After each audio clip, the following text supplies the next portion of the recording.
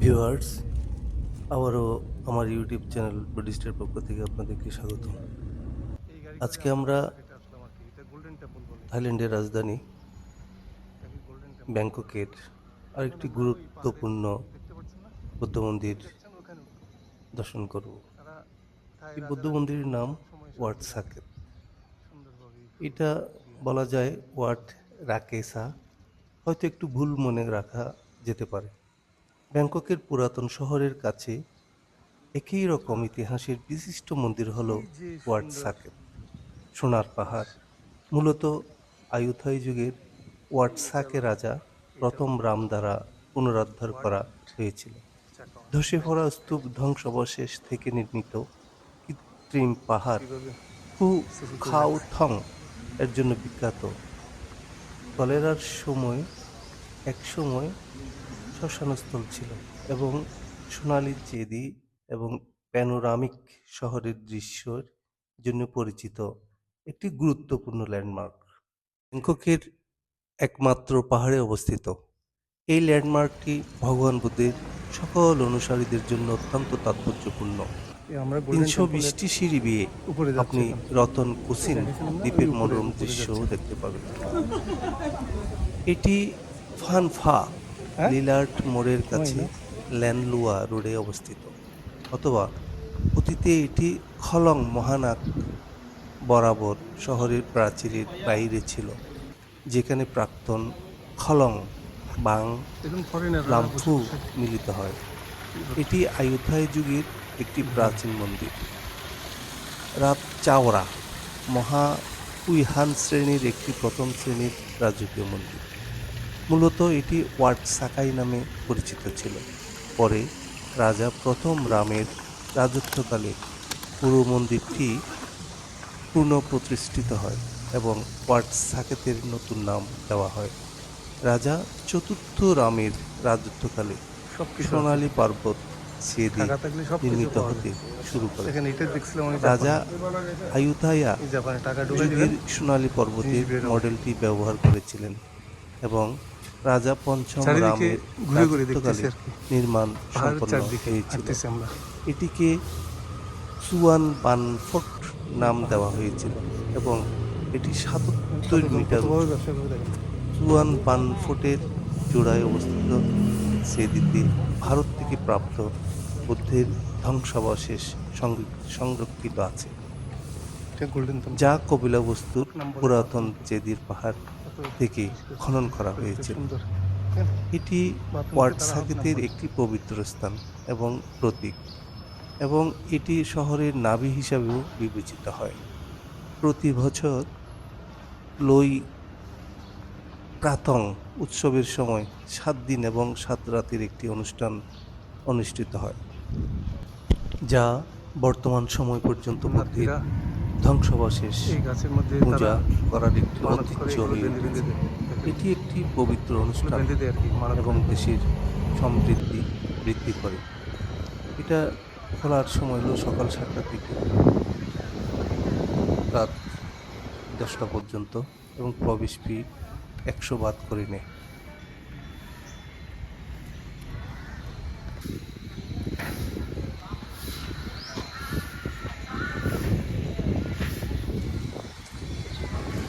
থাই traditional. এইখানে কত সুন্দর কীভাবে সাজিয়ে দেখতে সব জিনিসপত্র এখান থেকে পাওয়া যায়। ফরেনাররা কিনতে পারে আর কি।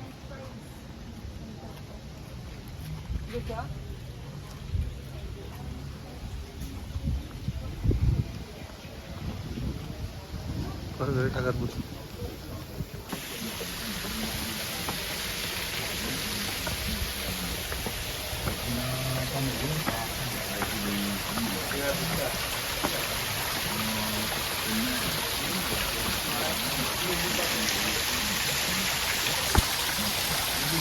সাধারণত ওয়াট সাকেত নামে সংক্ষিপ্ত করা হয় ব্যাংককের মমপ্রাপ সাতরি থাই জেলার অবস্থিত একটি বৌদ্ধ মন্দির।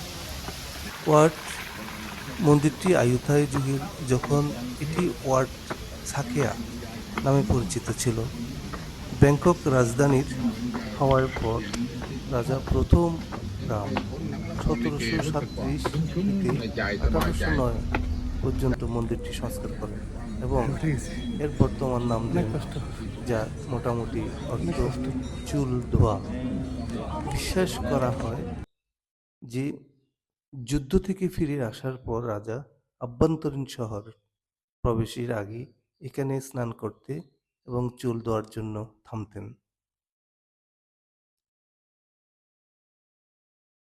এটি কৃত্রিম পাহাড় যা ওয়াটসাকেতের বৈশিষ্ট্য হিসেবে কাজ করে, যা দর্শনার্থীদের প্রায় 344টি ধাপ বিশিষ্ট একটি ঘৃণায়মান সরপিল পাথরের মধ্য দিয়ে ধীরে ধীরে আরোহণের সুযোগ করে দেয়। প্রাকৃতিক এখন আমরা উপরে টিভির উঠতেছি, অনুকরণের তৈরি এই উঠতেছি। মনুষ্যসৃষ্ট উচ্চতাটি ঘন গাছপালা দ্বারা এখান থেকে আবৃত, থাইল্যান্ডের যা ভিউটা দেখা যায়। পথের ধারে আমরা দেখবো ছায়া এখান থেকে এবং একটি শান্ত থাইল্যান্ডের পরিবেশ সিটির প্রদান করে। কিছু কিছু অংশ দেখা যায়। বিভিন্ন মূর্তি এটা এবং সিটিটা তো ছোট অনেক ছোট বড়, মন্দিরের সাথে সব মিশে কিছু আছে, ক্যাপচার করে না, যা উপরের তবে অনেক দিকে কিছু দেখা যায় এখান থেকে। চিন্তাশীল যাত্রাকে উন্নত করে। পাথরের মৃদু বাঁক একটি অবসর সময়ে আহরণের সুযোগ করে দেয়।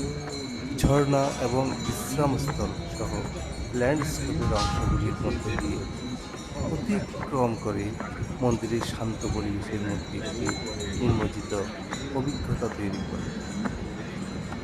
চূড়ায় একটি বিশিষ্ট চেদি এবং স্তূপ রয়েছে, যার একটি অষ্টভুজাকার ভিত্তি এবং থাই বৌদ্ধ স্থাপত্যের আদর্শ একটি ক্লাসিক ঘণ্টা আকৃতি রূপে রয়েছে, যা বিশ্বতন্ত্রের পবিত্র পর্বত মেরু পর্বতের প্রতীক। কাঠ মোটামুটি সাধারণত এই সোনালি পাতা দিয়ে মোড়ানো একটি উজ্জ্বল চেহারা দেয় এবং সূর্যলোক ধরে এবং দূর থেকে ব্যাংককের আকাশ রেখাকে প্রাধান্য দেয়। চেদির চারপাশে মজবুত কংক্রিটের দেওয়াল রয়েছে। 1940 এবং এর দশকের ক্ষয় এবং পরিবেশগত কারণগুলির বিরুদ্ধে কাঠামোগত অখণ্ডতা জোরদার করার জন্য যুক্ত করা হয়েছিল, যা পাহাড়ের মাটি সুরের সাথে নির্বিঘ্নে মিশে যায় এবং এর স্মৃতিস্তম্ভের উপস্থিতি বজায় রাখে। ওয়াটসাকেত গণ অন্ত্যেষ্টিক্রিয়ার স্থান থেকে একটি সম্মানিত ধর্মীয় ও সাংস্কৃতিক ল্যান্ডমার্কে রূপান্তরিত হয়েছিল। সমাধিকক্ষের পরিবর্তে এর আধ্যাত্মিক পরিবেশের জন্য তীর্থযাত্রী এবং দর্শনার্থীদের আকর্ষণ করেছিল। এর প্রাঙ্গণে কোনো এক সমসাময়িক সপ্তাহ করা হয়নি। এর পরিবর্তন মন্দিরের ক্রমবর্ধমানের তাৎপর্যকে তুলে ধরে। সংকটের সময় মৃতদেহের জন্য প্রয়োজনীয় ভাণ্ডার থেকে আধুনিক থাই সমাজের অস্থিরতায় প্রতিফলনের আলোক বর্ধিতকালে পরিণত হয়েছে।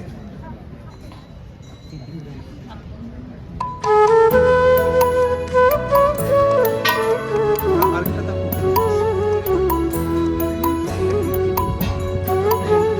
পশ্চিম সাইডটা তুলে ধরো।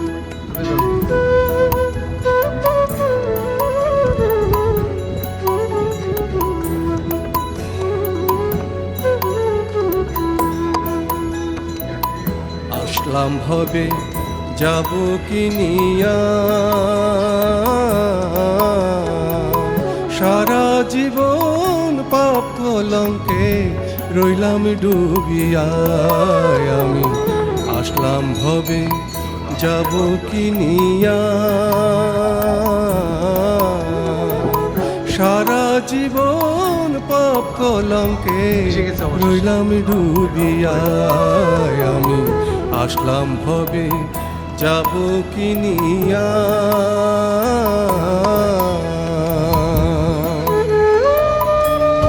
একেবারে খাড়া করা শেষ।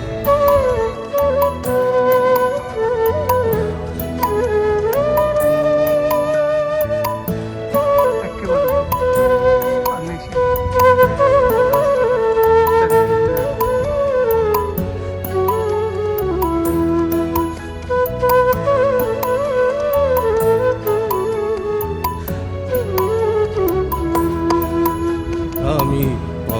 পঞ্চশীলকে বুকে ধরিলাম,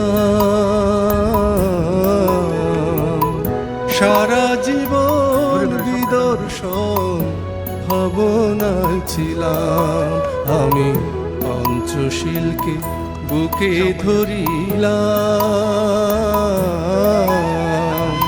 সারা জীবন বিদর্শন ভাবনায় ছিলাম। প্রাণী হত্যা, হিংসা, নিন্দা, প্রাণী হত্যা, হিংসা, নিন্দা, কিসের লাগিয়া আসলাম ভবে যাব কিনিয়া। আমি আসলাম ভবে যাব কিনিয়া।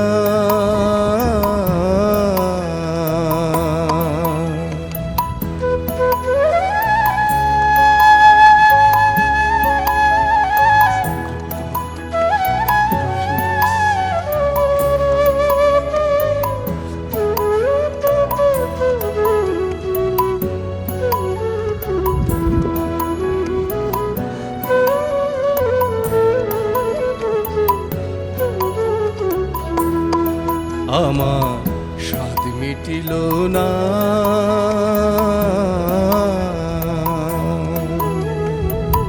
মার্গ ফলার শ্রোতা পতি হতে পারলাম না। আমার স্বাদ মিটিল না,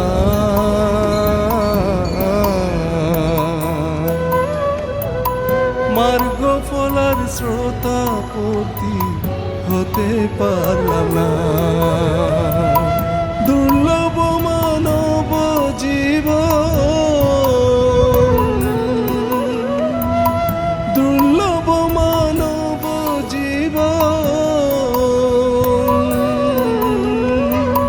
যাই রে ফুরাইয়া আসলাম ভবে যাব কিনিয়া। আমি আসলাম ভবে যাব কিনিয়া।